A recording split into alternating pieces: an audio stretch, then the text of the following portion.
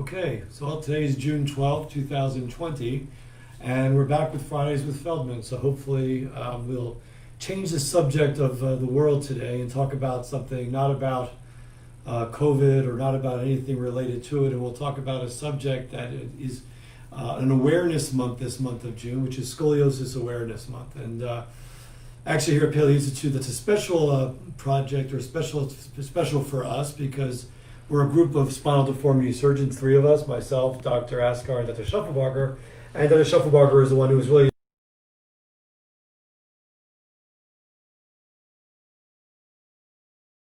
the month of June. And since that's the month that most kids are usually out of school and the month that we do most of our scoliosis surgery, it's really appropriate that we discuss that. I think that there's so much new in scoliosis and also confusion that it's a great topic for us to have and sort of discuss. And I even brought props with me to try to make some sense, of it all. So we have probably the most experience anywhere in the country right now in scoliosis surgery, and it's changed. I mean, Dr. Schuffelbarger, myself, Dr. Askar, we've had years and years of treating scoliosis, and it keeps on we hope getting better, but certainly changing. And we're really talking about motion preservation, right? So scoliosis just means you have a curvature of your spine. It curves to one side or the other. And usually, today we're talking about with adolescent idiopathic scoliosis. That's scoliosis that occurs, we don't know why, usually right around the time of puberty, a little bit before, a little bit after, and it can progress during growing years. So based on the curvature degree, and then we go by degrees actually, in a curve, that's how we decide what treatment should be rendered. So for instance, but our goal is really to prevent the curve from progressing, maintain motion of the spine, because your spine moving is what we all need. We all need flexibility. And therefore, that's really part of our goals. The first thing we do is we have a number of therapists who work on Schroth or Schroth therapy, which is a therapy specifically for scoliosis. That did not exist even probably 10, 15 years ago. When I was in my practice, I told people to come back whenever they're ready for surgery or to just watch it with x-rays, and we basically said, okay, and if it did progress, then we operated. If it didn't progress, we didn't operate. But today we can offer really specific physical therapy, which can't be harmful. It's really just about physical training, really about core strengthening and core alignment. And it's very specific for scoliosis, and we have a number of therapists trained to do that. And then if a patient is still growing or if a child is still growing, if the curve is progressing more than, let's say, 25 degrees, we'll use that number without being too complicated about it, then we go on to bracing, and we try to stick to the Schroth methodology or Schroth methodology. And basically, we use this wood Chanot brace. We have people coming in who are experts on, from Wisconsin and California, who work on this very specific type of brace, which goes along with the Schroth therapy. Is it better than another type of brace, like a Boston brace or something like that? Perhaps not, but we are trying to be purist with our methodology. And then we talk about, well, what do you do if all that fails or if you can't use a brace? And that's where we get into the newer technologies. And then that's what we'll talk about now. So when I trained, the patient had scoliosis surgery. They were in the hospital a couple of weeks. They had hooks. They had to wear a brace. They couldn't play sports for many months. Today, that's not true. So the tried and true method of treating scoliosis still is called a fusion. And that's when we take the spine and we don't preserve motion, right? We basically take a spine that's been curving and we weld it together. We weld the segments of the spine together, usually from the back, sometimes from the side.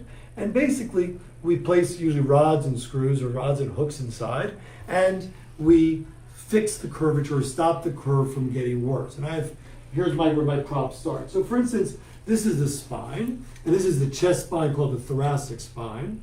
And basically, obviously, the most of the movement of our spine comes from the lower back. So if you're just doing the thoracic spine, then welding this together really doesn't have much impact on a patient's motion because that's where the ribs are, and we don't have that much motion anyway.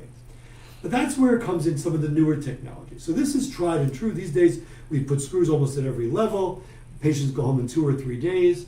They're back, they're walking around, there's no brace, and they're really doing their activities very quickly. Every screw we place in with what's called navigation, which means that we are looking at a CAT scan while we're doing it. We know where every single screw is in the spine. So we make this as safe as possible. But this fusion, which is a welding, does not preserve motion. So people talk now about preserving motion. So how can you do that? So first, you have to understand this scar is usually all from the back. Scars that young girls or even young boys can't see don't usually bother them. If you look in the mirror and don't see your scar, it's a single line, you're looking at your front, and it usually doesn't bother the patients. But then you get into preserving flexibility.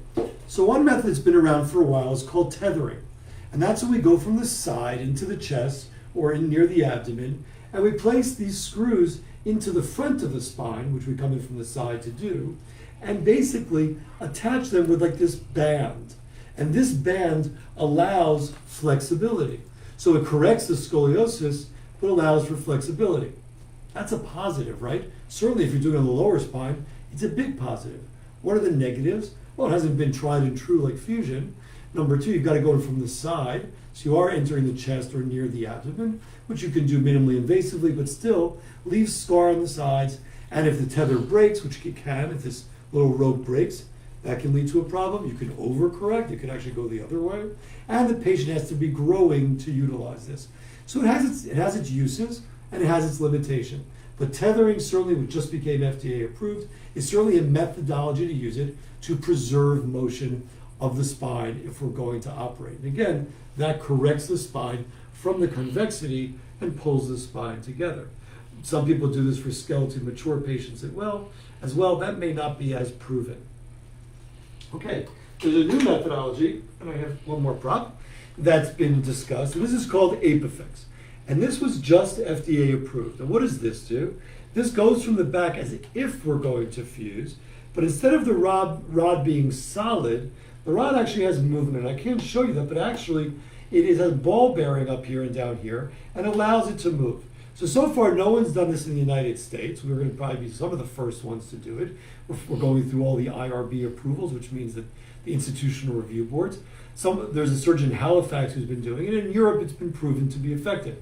I saw this many, many years ago while the inventor of or discoverer of it was a surgeon who I knew in Israel, and he showed me this many years ago, and it has been used in trials in Europe with quite good success. So what it does is it actually expands but allows for motion. So it allows the spine to accommodate.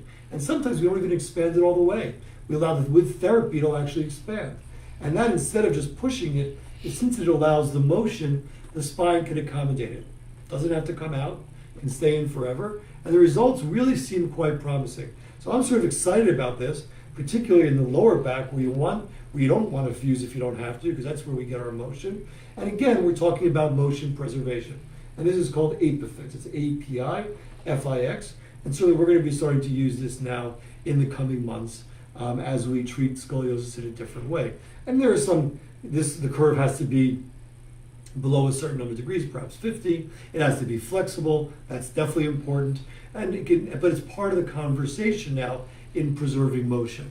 So what I try to do today and talk about new innovations is say, when I was training, we didn't have any of these things. We were basically using Harrington rods, which is one hook above and one hook below. Patients stayed in bed or in bracing or in casting. Then it went to when I was still a resident, it went to Cottrell Dupassé, which were two French surgeons who basically discovered a way of putting points in multiple points. And I think that the Shuttleborg was one of the first to do that in North America.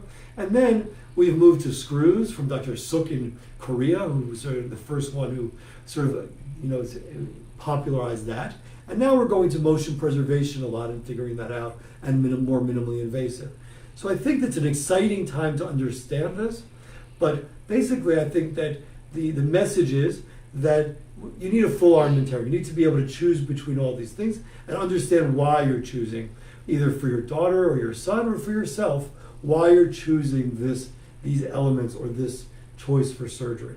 I'll end by saying that most scoliosis is not life-threatening. It doesn't, even if it gets very severe, unless it goes over 90, 100 degrees, it's not going to cause your heart and lungs to fail. So it's a lot of times it's for cosmetic, for function, for eliminating pain. So there are many reasons to do the surgery, and there are sometimes, and we've done many cases here, where it is life saving to do the surgery. So again, I wish you all a wonderful June, and hopefully you're all staying home or safe or starting to go to work and trying to figure out the next moves that we're all going to have. And wishing you all well, safety, and health over the coming months as hopefully our country and our world returns to some normalcy. This is Fridays with Feldman signing off on June 12th, 2020. Thank you very much for listening.